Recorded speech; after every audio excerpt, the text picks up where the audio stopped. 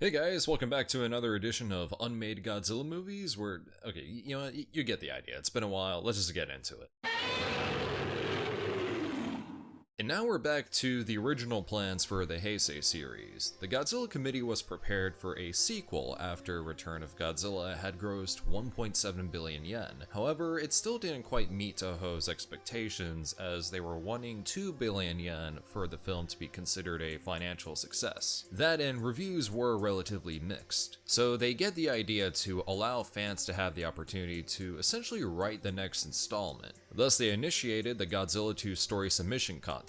Over 5,025 submissions were made up until October 1987. One of these was written by Kagura Mutsuki, who pitched a retelling of Ghidorah the Three-Headed Monster, but with Godzilla and Ghidorah being the only monsters, featuring a psychic named Keiko and an alien priestess named Himiko who prophesizes Godzilla's return and Ghidorah's appearance. There's a little bit of Terror of Mechagodzilla and Monster Zero sprinkled in there, as the monsters are controlled by aliens, and there's a romance plot with Keiko and a male lead named Hongo. There's also a twist that Himiko is actually Keiko, but mind-controlled by the aliens. There is also Godzilla vs. the Giant Robot Corps, or Godzilla vs. Giant Robots, which, contrary to popular belief, was not the script that was used for Gunhead. Sunrise was actually planning to turn Gunhead into a novel until Toho caught wind of the idea and decided to collaborate. However, this one was considered years later, up until Gunhead was received poorly upon release. The story that ended up winning was Blood of G by dentist and tokusatsu writer Shinichiro Kobayashi, known for his contributions to the Ultra series, namely Return of Ultraman episode 34,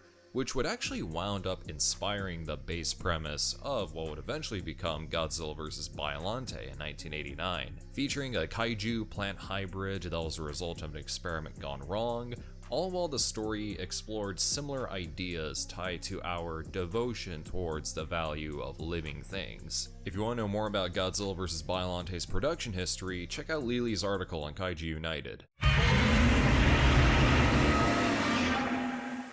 When Sony Pictures acquired the rights to produce an American Godzilla movie, Terry Rossio and Ted Elliott were in charge of the screenplay, which eventually got the attention of Speed and Twister director Jan de Bont. This is the one known for featuring a Godzilla design by Stan Winston, which over the years has become a fan favorite when it comes to unused Godzilla designs. Here, Godzilla was a result of Russian nuclear reactors being dumped off in Alaska during the Cold War. A recon mission takes place, and Godzilla is found and awakened, going about his usual Godzilla antics afterwards. There's also an alien biomass that takes on the form of bats before assimilating into the Griffin after absorbing countless living creatures. Even though this project got a trailer, it was ultimately scrapped because Sony thought it would have been too expensive to produce, as just by going off the script, it would have needed a budget of somewhere between $140 to $180 million.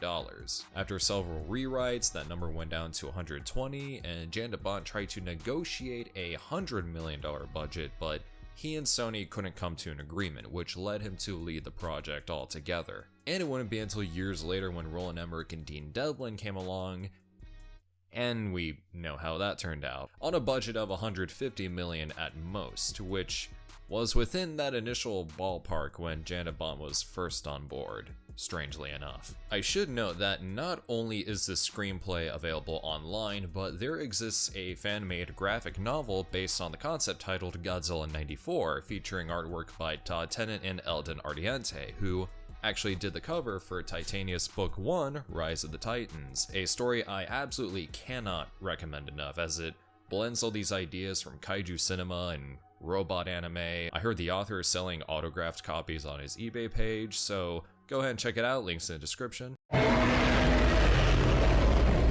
Now we get to the other popular scrapped American Godzilla production, aside from Godzilla 3D to the max, and probably the last one I'll talk about. Back in 1983, Steve Miner, known for his work on the Friday the 13th series, pitched an American Godzilla film to Toho, which they approved. Miner would get Fred Dekker, known for his work on The Monster Squad, Night of the Creeps, RoboCop 3, Predator 2018, as well as artist William Stout, who came up with a very dinosaurian Godzilla design, which would then be brought to life by the legendary Rick Baker. Miner's approach was to make Godzilla larger than life, looking to James Bond and Steven Spielberg for influence. Because like many outside of Japan at the time, Godzilla was just cheesy entertainment, so he wanted to do something that was serious. Unfortunately, Miner's proposed budget of $30 million was considered too much of a risk for Hollywood executives,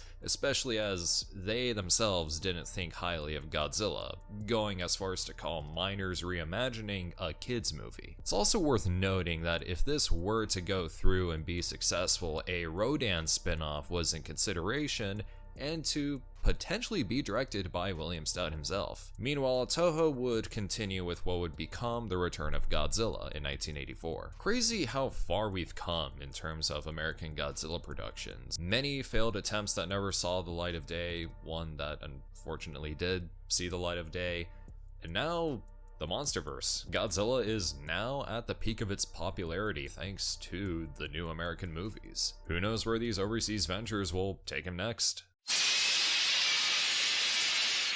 After Godzilla vs. Megalon in 1973, director Jun Fukuda kicked around ideas for the next installment with Shinichi Sekizawa. The story entailed a race of space apes called the Garuga, not to be confused with the Garoga from Zone Fighter, who try to conquer Earth to sell it for money in an auction. Sure, I guess. So to make that happen, they create the alien robot Garugan and have it attack Japan before Godzilla, Mothra, and Anguirus show up. A later draft would swap Garugan and Mothra with Mecha Godzilla and a new monster named King Balgan, and Gigan would actually make a comeback. The whole space auction idea was then scrapped, and the story was then made to a more standard alien invasion affair, where Mecha Godzilla, now controlled by the R aliens, and Gigan team up to take over the planet before Godzilla, Anguirus, and Balgan come to stop them. This story would mostly stay the same as time went on. The R aliens would then become the Black Hole Planet 3 aliens, Gigan would get scrapped, Anguirus' role would get reduced, and King Balgan became King Caesar. And thus, you have Godzilla vs. Mechagodzilla. So, believe it or not, Toho was to collaborate with famous British film studio Hammer, known very well for their revolutionary horror catalog. The idea was pitched in 1976 following a story about the Loch Ness Monster, who awakened and began attacking in the then modern Pacific. It was to be produced by Tomoyuki Tanaka, David Frost, Ewan Lloyd, and Michael Carreras, with special effects by Teruyoshi Nakano. The movie seemed to be making decent progress in its pre-production phase. A script was written, a design was ready to go, Toho had already begun promoting it. However, that actually wouldn't be the case, as the movie was seeing several delays, and all hopes were shattered when Hammer eventually ceased altogether into liquidation in 1979. It seems we all just can't have nice things. That's gonna be it for this one, ladies and gentlemen. Same as always, don't forget to check out the poll in the description and vote on which projects y'all would like to see get covered next. And thank you to my channel members and my supporters on Patreon. And as always, feel free to like, share, comment, subscribe, all that good stuff, and I'll see you guys next time. Take it easy, everyone.